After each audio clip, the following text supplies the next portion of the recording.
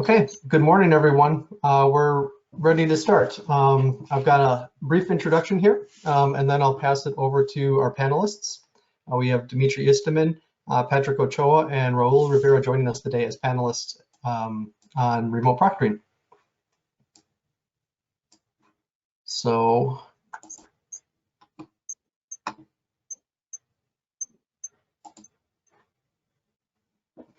all right. So thank you all for joining today. We've got our agenda on the screen here. We're just going to provide a quick welcome, and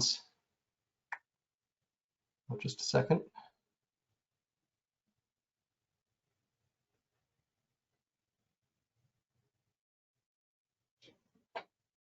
And then we'll go to panelist introductions, allow them to introduce themselves.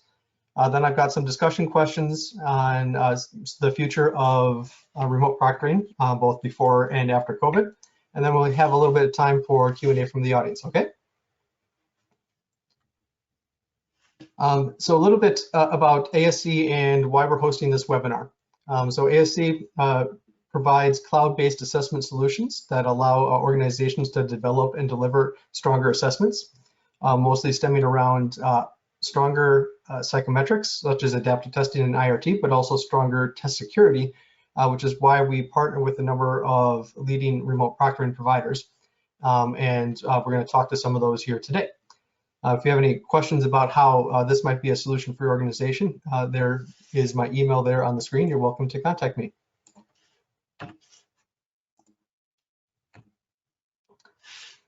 So the reason I was organizing this webinar is that when I first started delving into remote proctoring, I found that it was a surprisingly wide field, and there are a surprising number of issues that still remain.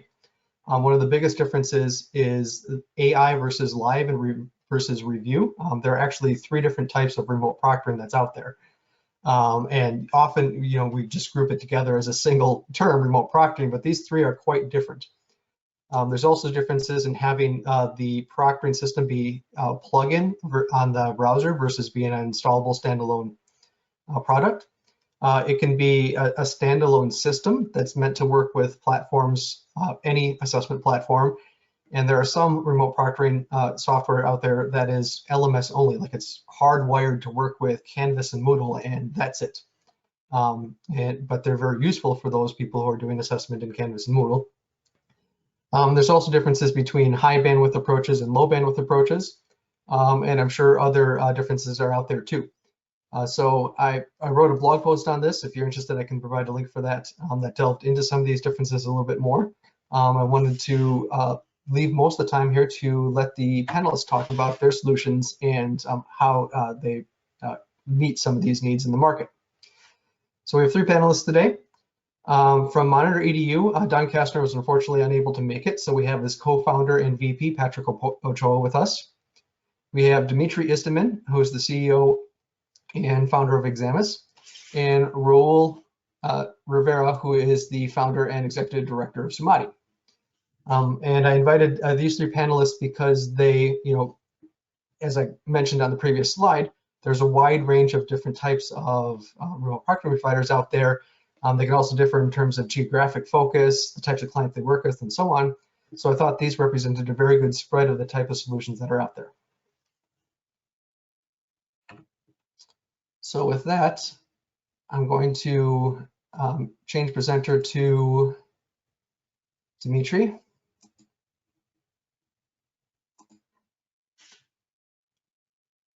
And Dimitri, you can introduce yourself.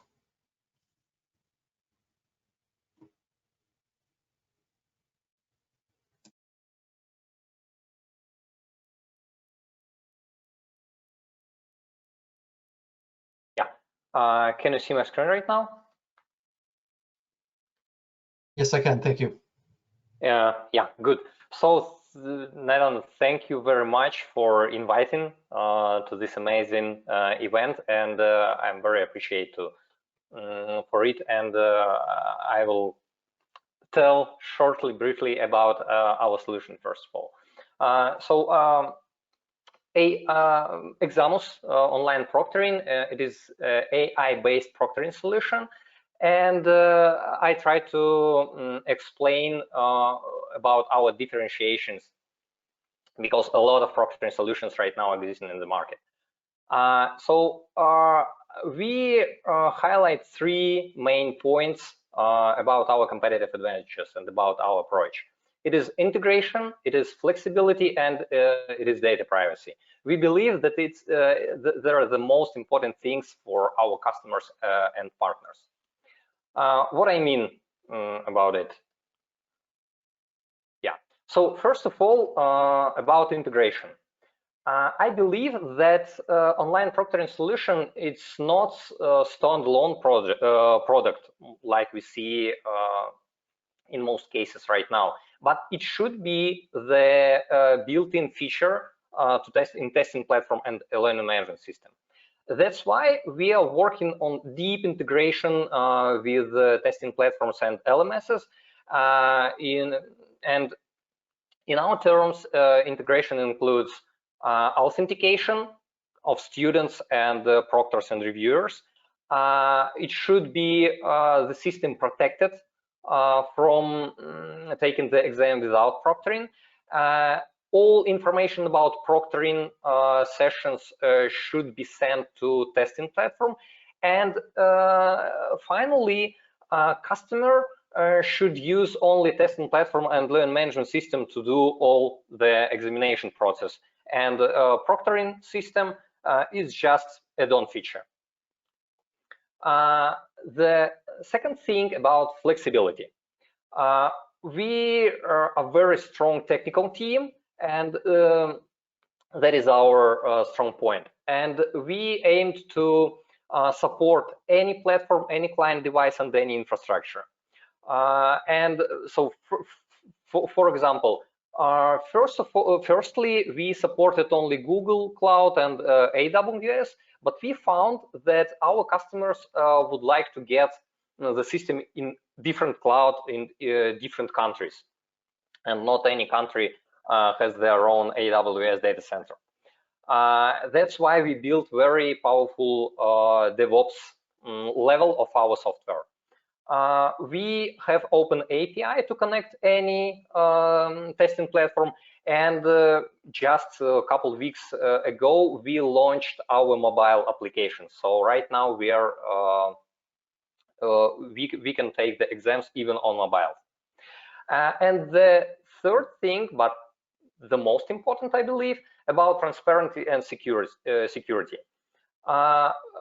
Because we can store data anywhere, as mentioned before, it is a very good point for data privacy as well. But in addition, we are working on specific data requirements. We are made GDPR compliance and so on and so on. Of course, we have an AI. I don't want to take time on it, because most solutions are pretty on the same level here.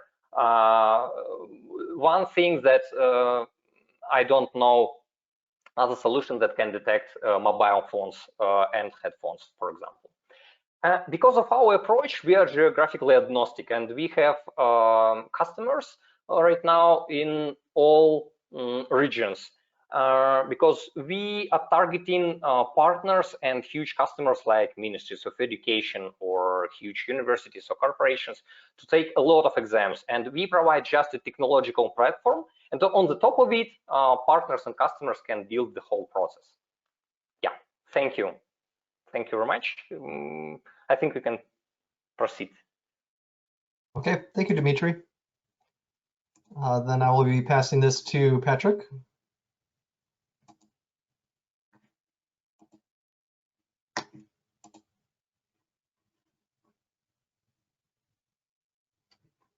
All right, perfect. Can everyone see my screen? Yes, thank you. Wonderful. Thank you, everyone. My name is Patrick Ochoa. I'm Vice President and co-founder of Monitor EDU. We're a live proctoring. That's a standalone service. We're available 24/7.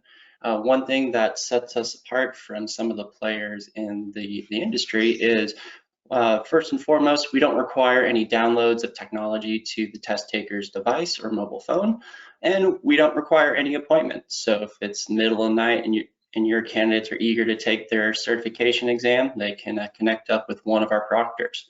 Our solution, it's built around live people, and we utilize multiple different solutions. Our base solution is our mobile proctor solution, where instead of connecting up via the webcam, we would connect up on a secondary device. Primarily, it's the candidate's mobile phone, but it could be a tablet, it could be a second computer with a webcam, any device that can have an internet connection and a webcam. And we do this because, one, majority of the people around the world have some sort of smartphone or smart device, so access to high quality camera and microphone is readily available. It also allows us to have a full view of the testing environment. Plus, that mobile device is real easy for us to be shown the room, secure the environment, and then place it in a way so that we can see both the candidates and the testing area. We also have what we call Mobile Proctor Plus, which is essentially a 2-camera solution. So on top of connecting up via the test taker's secondary device, we would connect up with them through their webcam as well. So our team would have 2 views of the candidates. We also have a high stakes model where we utilize the 2 cameras, but instead of just having one proctor or one invigilator, we use 2. One, this gives us extra set of eyes on that candidate in case there's any sort of documentation that takes place, and it just makes the exam extra secure with that extra set of eyes. And then for some folks who need it, we also have our Bring Your Own platform where we're able to proctor and do the record and reviews via your platform as well. Most of our clients that we serve are based in North and South America, and they range from professional licensing, certification, legal, medical, and some pre and post deployment certifications. And that is everything on Monitor EDU. Okay, thank you, Patrick. I will pass it to Raul.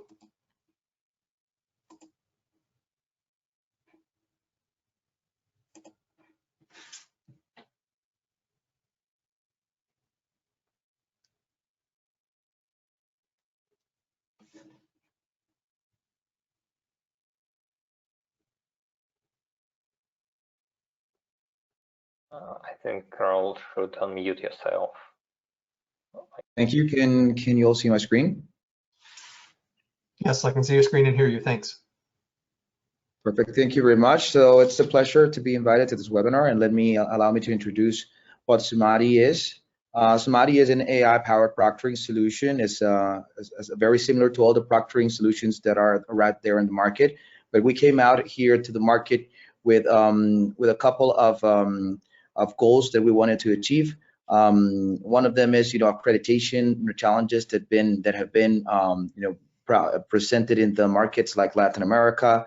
How to avoid impersonation, how to detect dishonest behaviors, how to produce reports in time, and obviously what are at a very low cost. So we decided to come up with a platform that actually uses artificial intelligence, focusing on facial recognition and typing pattern recognition, but also actually uses other mechanisms to prevent students from actually executing or presenting suspicious behavior during assessments around the world.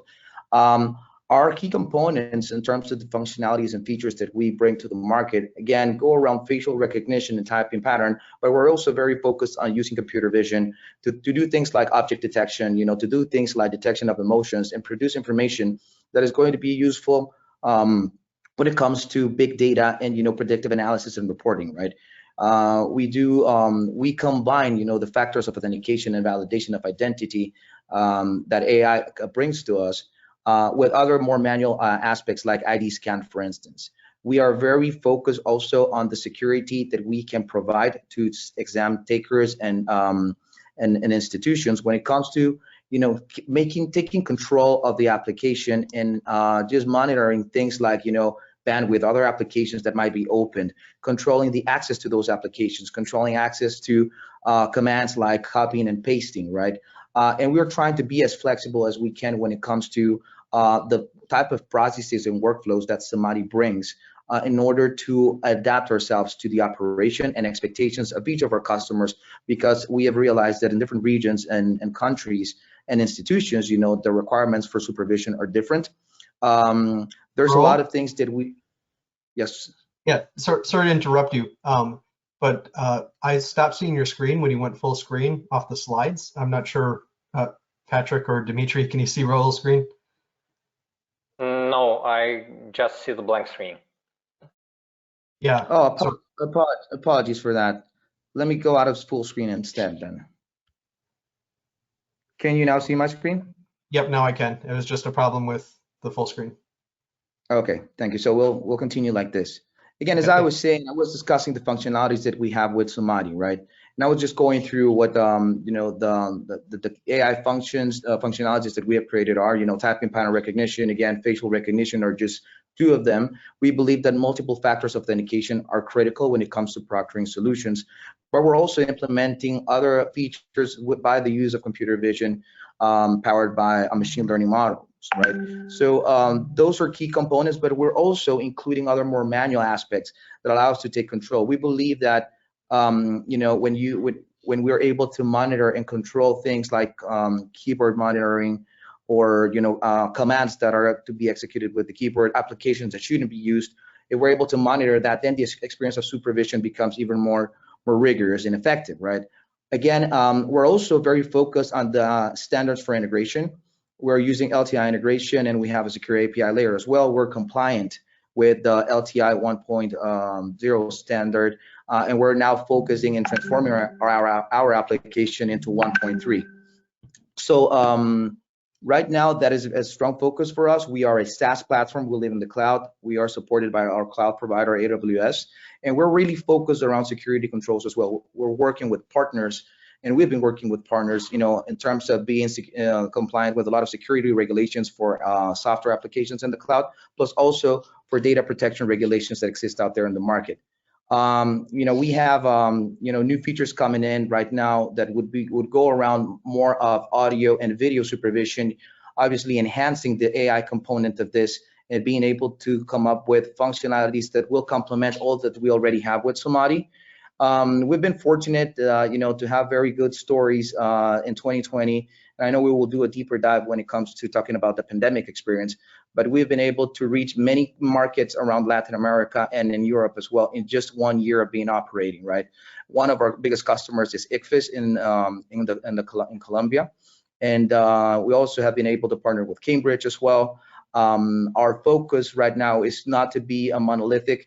We understand how the ecosystem around the world goes around LMSs and testing platforms. So we're really strong on creating a proper strategy for integration for homegrown platforms, and also already very well-known LMS infrastructures or systems like Blackboard, OpenLMS, and others that are not as popular. But we are, you know, we are assessing our integration strategy to be very flexible. Again, we're using AI as a key component, but we're really focused on, you know, our deployment strategy as well, being able to enable Samadhi as a Chrome extension for a browser, but also as an application that can be downloaded into Windows operating systems or Mac operating systems. I'm happy to talk a little bit more. You can visit us at samadhi.net, and we'll be happy to, you know, provide more information about Samadhi, and that's who we are. Okay. Thank you, Raul, and also to Dimitri and Patrick. So that was a great presentation, because that showed exactly what was my point there earlier, is that there's actually quite a wide range of remote proctoring providers out there that can differ in terms of geographical focus, whether it's AI versus live, you know, how it's set up, what kind of integrations they have available. There's actually a very large market, so that if you're interested in, you know, remote proctoring for organization, one of the first things you need to do is to evaluate some of those big questions of what type of remote proctoring you want to do, what type of integrations do you need, that sort of thing, and then start looking for a solution that meets those needs. Don't just start looking for solutions. So with that, I'll move into the questions and discussions part of the webinar. My first question, as you can see on the screen here, is how can remote proctoring providers best balance between candidate privacy and exam security, especially regarding the identity verification and facial recognition process? So with that, I'll call on Dimitri first because he's first in my list, I see. So, Dimitri. Okay. Yeah, thanks, Nathan. I think that here we should talk not about only a privacy, but about why students care about it. To be honest, I doubt that students who complain about the privacy really care that much. And I suspect that most of cases are due to the fact that use of proctoring system brings additional pain and suffering during the exam. I have a really good idea of the situation. I'm a student and I am so nervous because of exam, and they ask me to install the software, to take a picture, turn the camera, and constantly prove that I'm not cheating. It's very annoying and nervous. And when we are talking about technical aspects, everything that related directly to privacy is solved by implementing clear practices. For example, most of them are in GDPR and other laws. And much more important to make the process smoother and more transparent to the student, and to explain the benefits of using such services. We see that in some cases, people are really happy to take proctored exams and not complaining about privacy or other things. For example, it is university entrance exams. So nobody complains because in this case, they glad they have opportunity to go to university without traveling costs and other things to take the exams in campus. And when we are talking about AI and facial recognition, of course, people scare it. And to be honest, I'm scared too. And I believe that we still should use human being to make the final decision. And that's why we don't recommend using facial recognition as a restriction to pass the exam. And we don't have a feature to terminate the exam automatically based on any AI detected events. So we keep the videos, we keep the alerts, and after that we do reviewing of these videos or ask customer to do it and to make the final decision after that. So here we are completely on the side of the students. And I repeat that when we are talking about data privacy issues, all of them we can cover by any technical features and GDPR compliant, for example. Yeah, thanks. Okay, thank you. Raul? Yes, this is a very interesting question, and the perspective that we have for this in Samadhi is that actually, you have to set the bar high in both aspects, right? When it comes to candidates' privacy, that's really important, and there are a lot of things that need to be done around that. So you can start with, being compliant with regulations like GDPR as mentioned. There are others as well, depending on the industry that you are at, like FERPA, for instance, for K-12. And it depends on the country, it depends on the region, but you have to be able and you have to make sure that you're compliant to regulations, right? That is just one aspect of it, right? How do you comply to that, to those regulations? The answer can be around, the technology, the workflows that you have in your system, and obviously all the security measures that you take into consideration for that. But that is really important. Also processes in terms of how long you're going to keep the data of students and what are you going to do with it? How are you going to make sure that nobody accesses it, right? And nowadays there are a lot of improvements in technology when it comes to security. You can talk about things like blockchain, for instance, right? Different types of encryption, right? To ensure that nobody else is going to access that information. That is a very strong focus for us here in Samadhi, right? So we are on that area. We're doing as much as we can in terms of, compliancy with regulations, technology, encryption, and obviously making sure that we don't keep the data for periods of times that will make any customer uncomfortable, right? And this goes, it's not only the students from our perspective, but also the institutions that are, where those students belong, because at the end of the day, they also have an important saying in this when it comes to candidates' privacy, right? And they request it from us. When it comes to exam security as well, which is basically the focus of a proctoring solution, I think that is where your workflows actually come into play, right? So if you do all great, as much as you can when it comes to data protection and privacy, then the exam security becomes an easy part as well. And that goes around not only the artificial intelligence that you put behind it. And you were talking about, facial recognition. For Somati, we go beyond that, machine learning models for facial recognition or audio recognition or typing pattern recognition are just a component. The way in which we use them with the workflows of Somati are what really make the exam secure. And again, we also, I want to reiterate that for Somati, our focus is not only on AI, but also on processes. We want to ensure academic outcomes, first of all, right? And we talk in the implementation phase of Somati. It's really important to understand the need of the institution, right? So for us, understanding how we can ensure academic integrity and also equal outcomes universally for everybody who uses a tool like this using artificial intelligence is really key, right? So I think that, again, none of the two components don't balance each other out. It's just a matter of making the best that we can in terms of each of the components, customer privacy and the exam security with technology. Okay, thank you, Raul. Patrick, you're next. Perfect, thanks, Nate. And here at Monitor EDU, we have a different approach than most of the industry. So instead of relying on AI, any machine learning, we actually rely on the human eyeball, human intelligence. If you want to take a step back and think about it, since the moment you're born, you're essentially doing ID facial management from the moment you take your first breath. So we just train our proctors to identify any abnormal behavior because we strongly believe that prevention is much better than reaction.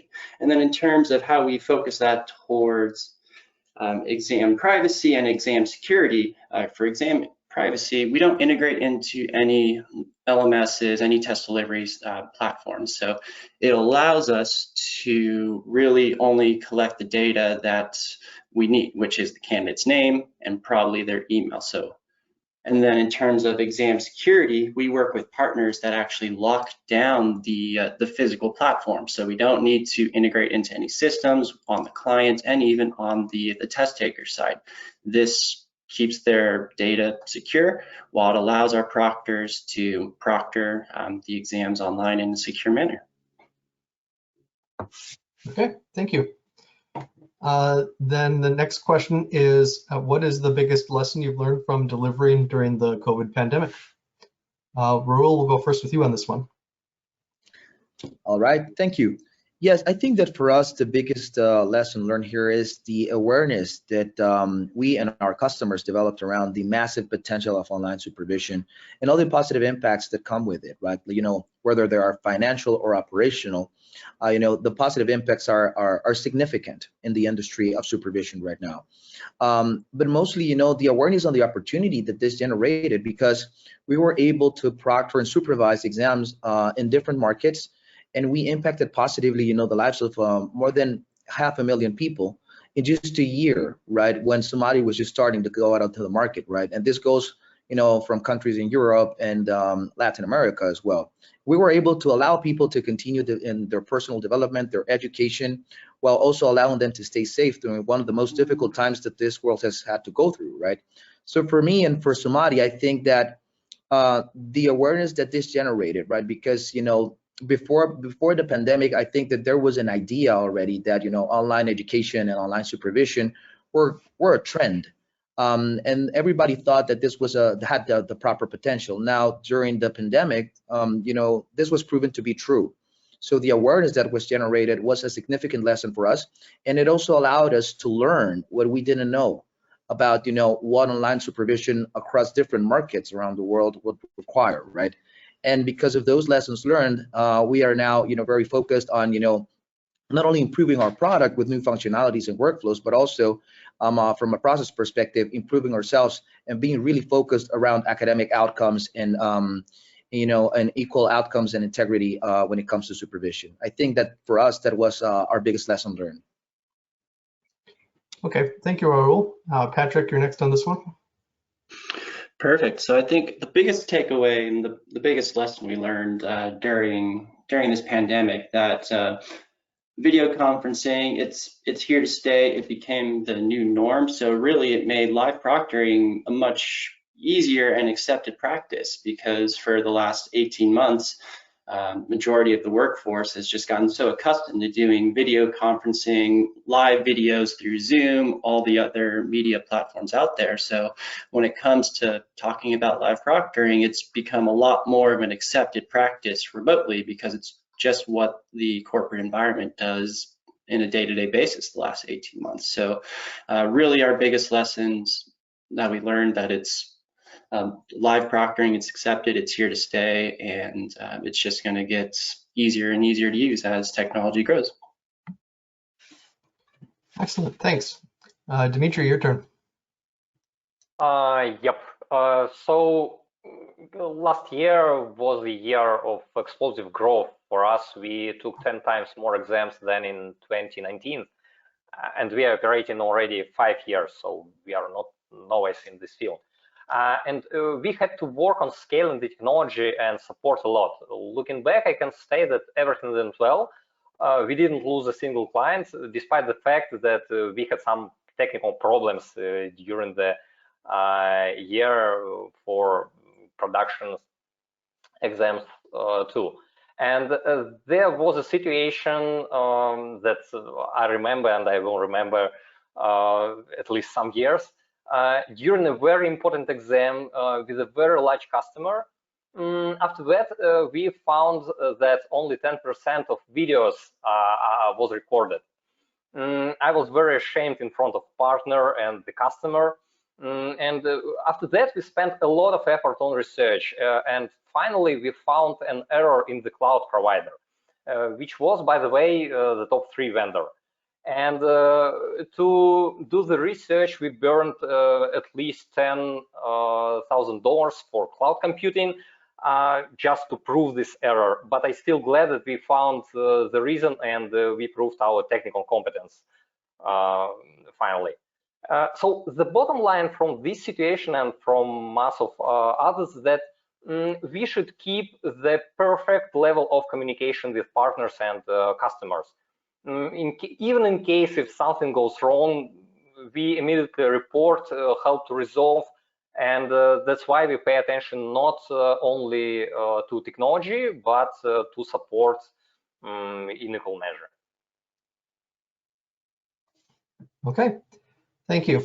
Then the next question, what is the future like for remote proctoring after the pandemic, after people start going back to school in person and back to work in person?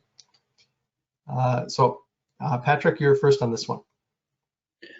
Perfect, thanks, Nate. So I feel like the future of remote proctoring after the pandemic, it's here to stay. It's become an accepted practice among the several testing industries, whether it's for professional certifications, whether it's through your traditional higher education, whether it's through HR testing.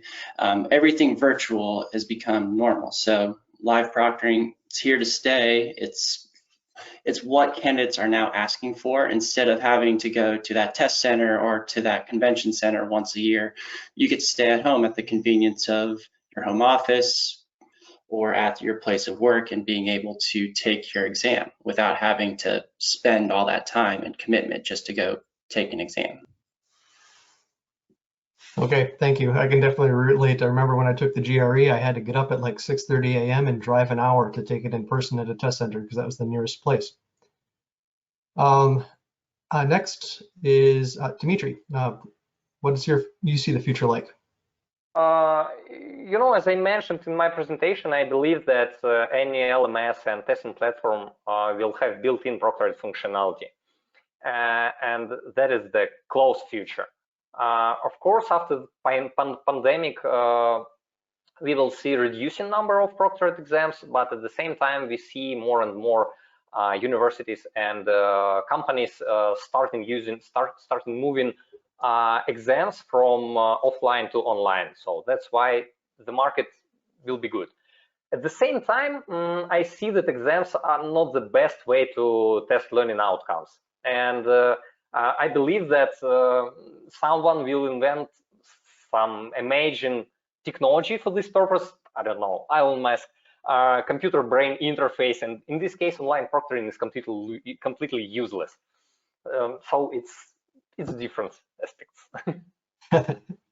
Thanks. Yeah, if we are able to bake assessment directly into learning, Yeah. That will change everything for sure. So I think Yeah.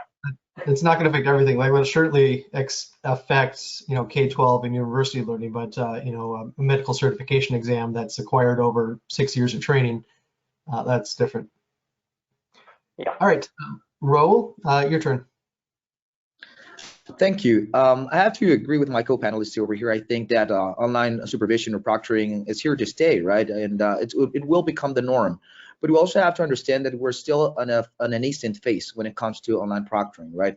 And I think that the differentiators are going to go about, how do we really augment the capacity of the supervisor, but with the component of adding value to the process of revision that supervisors have to go through, right? That is going to be one key component, right? So it's going to be very important for us to understand what is the value that an institution and that a faculty member can see in a supervision solution like remote proctoring solutions, right? That's going to be one.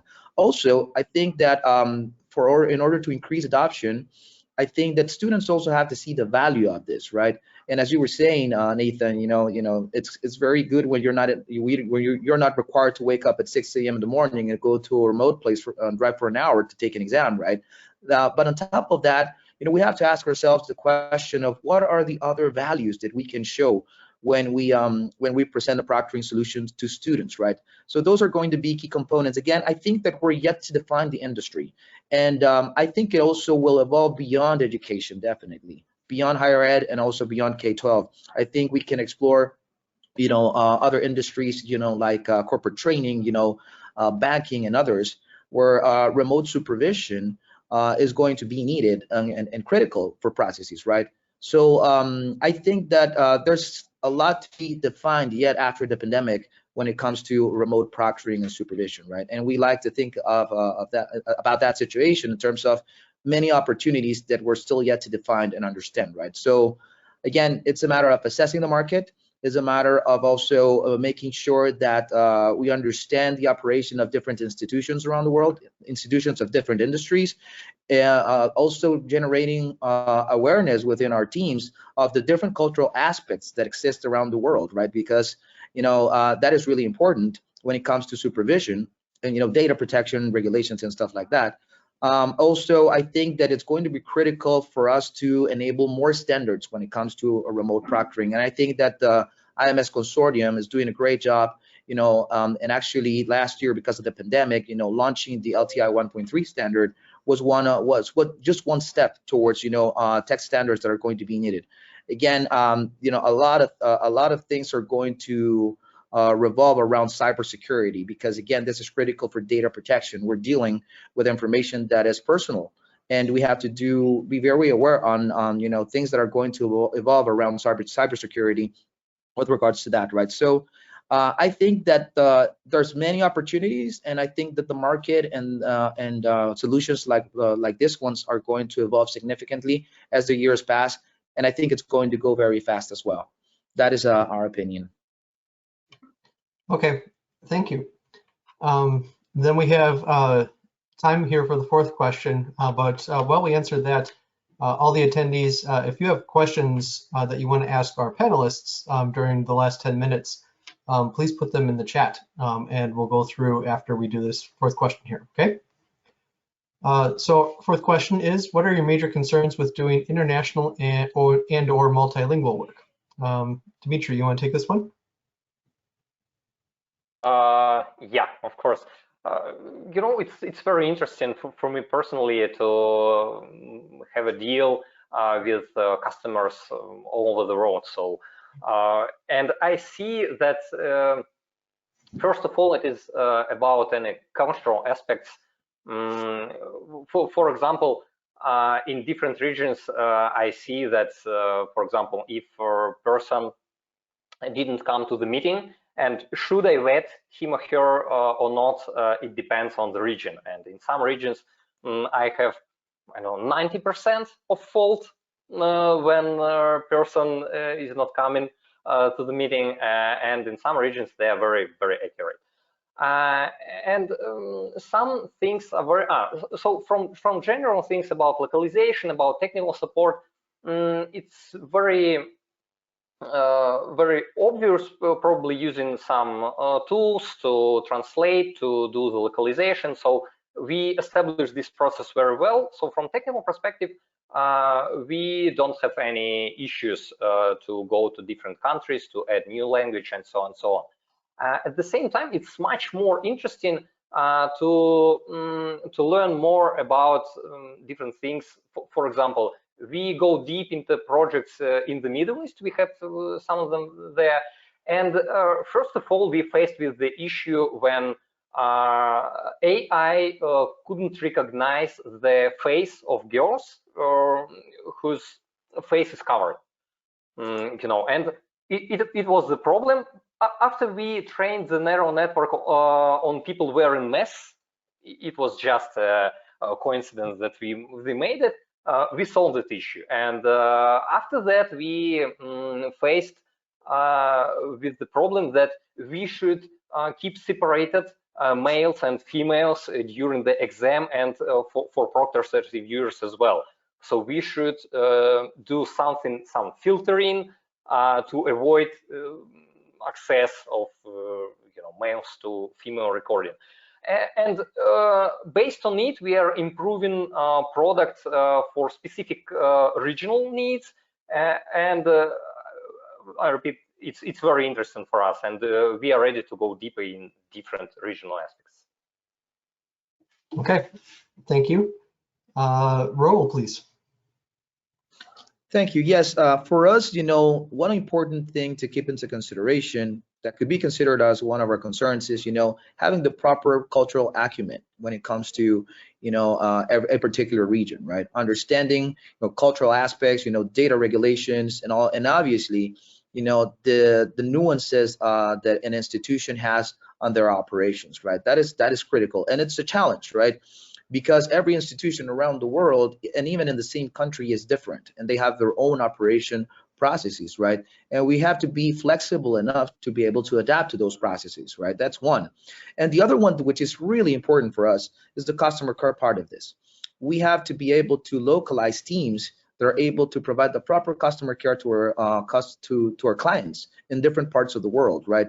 So, and it's going to be very diverse. So for us, the challenge right now, and we're strategizing around it, is how to improve that and be able to provide the best customer care, again, with the proper cultural acumen and the proper knowledge, operational knowledge of our customers, right? So it really goes around, processes more than the technology behind it, right? If we design our technology as flexible and adaptable as possible, and we're not monolithic, we're going to be successful in that area. But also the care side is so important and so complicated sometimes that it is one of our concerns, and we're really working hard on creating the proper strategies to do that, right?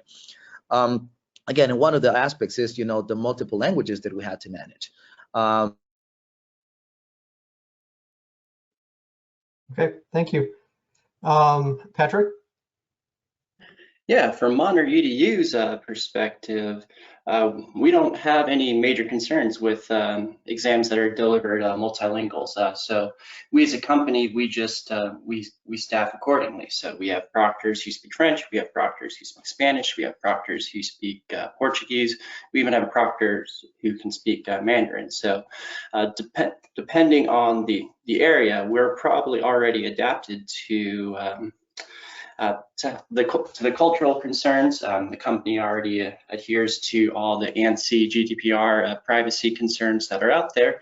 And yeah, great thing about having a live person is we proctor and live in real time. And if there's any technology issues that come up, our team is able to troubleshoot and get that person into their exam in real time rather than having to escalate to tech support or anything like that. Okay, thanks. Then we still have some time here for questions from the audience. So the first question is from Omar. and he asks, how fast is the hardware consuming the AI proctored solutions? Some solutions take a capture every few seconds and miss a lot of undesirable actions from the students. So I'll let Dimitri and Will take that since they have AI solutions, and I know they take different approaches to how they work with the video and screen capture. Okay, Dimitri, you want to go first? Okay, yeah, thanks, Nathan. It's a very tricky question, to be honest. We have different approach to AI. So first of all, we have patented solution working on the edge. And in this case, neural networks are processing on the web browser. So the advantages are obvious. First of all, we have the high quality picture without any compression after the sending via internet, and we have immediate reaction of AI to the students' behavior. At the same time, of course, this AI feature highlighting the hardware, students' hardware. That's why if the student's computer is not so powerful, the AI is less accurate. And we have some, we made some research about it, and right now we are developing the solution when in case of low-powered computing, we are keeping the recording and we are launching the AI based on the server side. So in this case, we are keeping the accuracy, but we lost some kind of real-time alerting and real-time reaction. I don't have exact numbers right now about how many milliseconds takes to AI to recognize the alert, the event, like student absence or something like this. But of course, some situations are longer to detect, like substitution of person or something like this, and some of them are very easy to recognize, like human voice or wrong gaze direction or something like this. Okay, thank you. Raul, can you briefly describe how you go with the screen capture and how frequent and how we deal with bandwidth? Yes, definitely. You know, when it comes to hardware consumption, that is not an issue for us because the only thing that the local computer, the user computer does is actually take the pictures. And that is something that you could use parameters, right? So you can decide to take a picture every 5 seconds, every 10 seconds, 15 seconds, 30 seconds. And that is up to the customer, right? What is really necessary from a local perspective is to have a proper bandwidth, because as soon as the picture is taken, it is uploaded into the servers, right? And it is processed in our servers, and our infrastructure is designed with the proper scalability, allowing the processing of information or data with regards to any picture to be done in real time and really fast, right? So that is not an issue for us. Our infrastructure, again, is really scalable. That is only around the facial recognition aspect of it and the computer vision aspect of it, right? So it's really not an issue, and it's not dependent necessarily on the hardware that the student is using. But one key component would be the bandwidth, definitely. It is really different, I have to add, for the audio aspect of it, video aspect of it, because then there could be the need to do some processing locally in the computers, right? But it's something that can be adapted. And yeah, it's something that also will depend on some hardware components. But on the facial recognition aspect, there's no major concern, definitely, when it comes to computer vision. Okay, thank you. Then the next question, I'm not sure if you can see it in the questions list, the other panelists, I mean, but the chartered accountants in Ireland suffered significant technical problems with their exams last weekend. They aborted the exam. It was discussion on national radio and may cause major reputational damage. The supplier was not mentioned, only the client.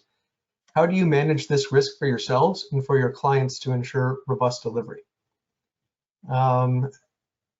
Patrick, you want to go first on this one? Yeah, sure. So for Monitor EDU, what we really recommend is all candidates do a pre-check exam. So prior to the actual assessments, whether the week before or a couple of days prior, they come in, connect up with one of our proctors. We'll go through a practice exam for them. One, to make sure the technology loads correctly, and two, that they're able to access the exam and just be fully proctored and make sure the technology works. That is how we have reduced a large percent of any technical issues that come up. And then also on exam day is just having over communication with the client. So if we feel like there's any issues that occur, we're instantly notifying the client that, hey, here's the situation, how would you like us to proceed? So preparation prior to the assessment in terms of a practice exam, pre-technical checks, and then on exam day, just having proper escalation channels in case issues do arise. All right, thank you. Dimitri? You know, to be honest, I don't have something to add because Patrick told everything that we are doing. Okay, all right, no problem. Rule, you have anything to add? Yeah. Yes, I do.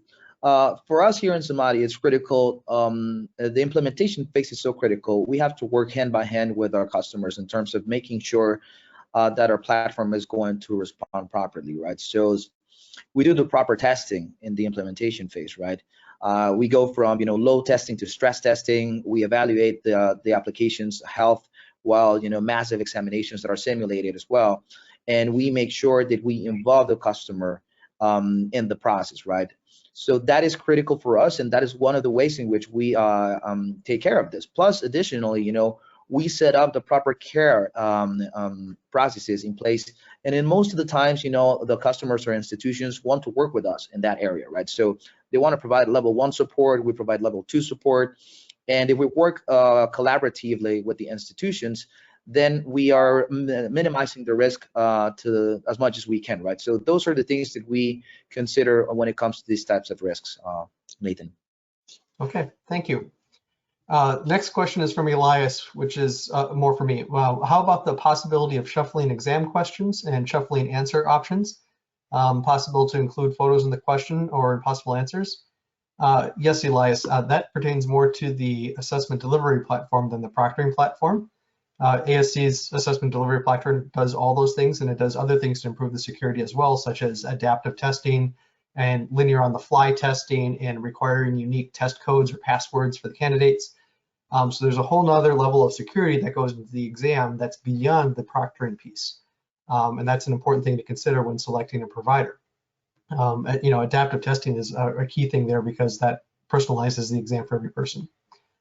Another question, this one specifically to Patrick. Does Monitor EDU allow companies to use their technology and not proctors, or proctors, the technology must be used together? I guess it's a question, do you allow people to license your technology? Yes, we do have that option where organizations can just use the proctoring tools only and not our proctors. We also have a blended model where we can be the backup to your organization. So if you have set hours that you want your proctors or invigilators to proctor your candidates, happy to support any way possible. And then if you'd like us to proctor and invigilate in off hours, we can certainly accommodate to that. So long-winded answer for yes. Okay, thank you. I also know that Samadhi and Examus also have options for bring your own proctor in terms of utilizing their software to leverage your own proctors or teachers. Next question, why are we not trying to replace video monitoring with extensive keystroke or mouse behavior technique? Any comments on that from perhaps Raul or Dimitri on the AI side? I think here is main point, when we are using keystroke analysis, it's not so accurate. So we made specifically research about it, and the accuracy is about 70%. So it's very easy to make the wrong decision based on typing. That's why the facial recognition is more preferable way how to recognize the right person and how to monitor his or her behavior. And if you use only typing or mouse moving technologies, it's hard to recognize when I just help into another person who type in the right answer. Okay, thank you, Rule. Yeah, I agree totally. I think that that's why here in Samadhi we actually use multiple factors of authentication and biometric validation, right? And again, the combination of typing pattern algorithms plus also the facial recognition aspect of it allow us to be more robust in terms of the security and validation, right? So for us, it's not only going to be focused on one AI technology, but the combination of multiple. And again, I just want to reiterate that here in Samadhi, our focus goes around audio, face, and also typing pattern when it comes to those areas, right? So combining those, and actually in the facial aspect, I would just add that what we do is also be able to read, physical identities of students, and just validate that information on that physical card against the information that is registered in the profile of that student. And obviously we do facial recognition for the ID as well and compare it to the profile that we have created. So Samadhi is really strong around creating profiles for students, and that profile has biometric information with regards to face, typing pattern, voice as well. In the future, not yet, I just have to make that clear. And obviously additional data that we're able to read using AI and other machine learning algorithms. Okay, thank you. Then one last question. Do any of you have experience in testing for selection for organizations which have organized cheating as a strong vulnerability? If so, do you make adjustments to the type of secured proctoring or test delivery as compared to the more academic that's been most of the discussion here? So Patrick, you want to take this one first, because I know you do work with high-stake certification exams. Yeah, sorry, my audio chopped out there a little bit. Do you mind repeating the first part of the question for me, please, Nate? Do you have experience in testing for selection or certification in organizations where there's a strong organized cheating component? Yes, so we do have, because the nature of working with high stakes assessments, there's always going to be those people who are going to try to beat the system per se. So we do have strong experience in terms of identifying any risk factors, whether it's abnormal behavior that's going on prior to the exam, during the exam. There's also, we pay attention to what's going on Facebook groups, social networking, because if folks like to beat the system, they're normally bragging about it. So we try to identify and investigate if there was a breach. How do we, one, how do we prevent it from happening again, and how do we set the protocols and procedures in place to make sure it doesn't happen again? And we work fully transparent with our clients. So if we notice something suspicious, we'll go to them, we'll let them know, okay, this is how we're going to adjust the process to prevent this abnormal behavior from happening again. So it's all about identifying the weak points in the procedure and then just making those proper corrections. And then of course, full transparency with the customer. Okay, thank you. Rule, you have experience with exams like this, perhaps the ICFIS example? Yeah, ICFIS is one example also, and we also work with Cambridge as well when it comes to certifying people around the world on their English skills, right? So I agree with Patrick. I think that it's really important to keep track of what's going on in social media, and you're right. Students, if they're able to cheat on cheat the systems, they're going to brag about it. And we've learned a lot about this, and we have implemented security implementation when it comes to the first time of doing the assessment. And we work constantly with Cambridge. We work constantly with ICFIS as well, assessing the way the processes are and improving those security measures that we put around the system, right? So yeah, it's a continuous improvement effort. But I think that our customers are happy, and they with our solution, and they have continued using it so far. Okay, thank you. And Dimitri, you want to add on to anything about organized cheating? Yeah, so we have an experience working with huge corporations that where employees take the exams, and the price of their entrance exams and the cost of the education after these entrance exams some $1,000. So the price is pretty high, and we should keep the quality of proctored exams during already 3 years, and during each wave of exams we find new methods of cheating that these employers are implementing, and I compare it with antivirus program. So we constantly should keep and update the database about cheating methods and to improve as well as technical part as well as organization part on Proctor's side, on reviewer's side. So I completely agree with Raul and Patrick. Okay, thank you.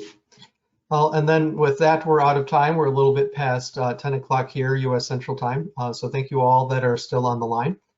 I'd also like to thank my panelists here. It's been very enlightening to get the insight directly from the horse's mouth, so to speak, on people that deal with proctoring issues every single day.